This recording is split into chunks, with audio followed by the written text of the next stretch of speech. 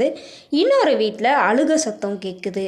எதனால் அப்படின்னு பார்த்தீங்கன்னா, அந்த எதிர் வீட்டில் இருக்கிற மாதிரியே ஒரு சின்ன பையன் இந்த வீட்லேயும் இருந்திருக்கிறான். 3 வருஷத்துக்கு முன்னாடி அவன் குளத்துல குளிக்கும்போது முதல்ல முழுங்கி இறந்து போயிட்டான். ஒருவேளை நம்ம பையனும் இப்போ இருந்திருந்தா அந்த பையனுக்கும் பூநூல் கல்யாணம் பண்ணலாமே அப்படின்னு நினச்சி இந்த வீட்டுக்காரங்க அழுதுட்ருக்காங்க. இதை பார்த்து சுந்தரர் இவங்க ஏன் அழுகிறாங்க அப்படிங்கிறத பக்கத்தில் இருக்கிற வீட்டுக்காரங்க எல்லாருக்கிட்டையும் கேட்டு தெரிஞ்சுக்கிறாரு.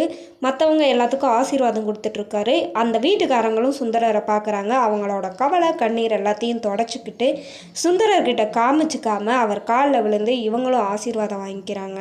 இதை பார்த்த சுந்தரர் இவங்களுக்கு உதவி பண்ணணும்னு நினைக்கிறாரு. அந்த அம்மா அப்பா கிட்ட இறைவன் கருணை மிக்கவன், அவனோட திருவருளால் எல்லா அதிசயங்களும் நடக்கும், நீங்கள் கவலையை விடுங்க அப்படின்னு சொல்கிறாரு.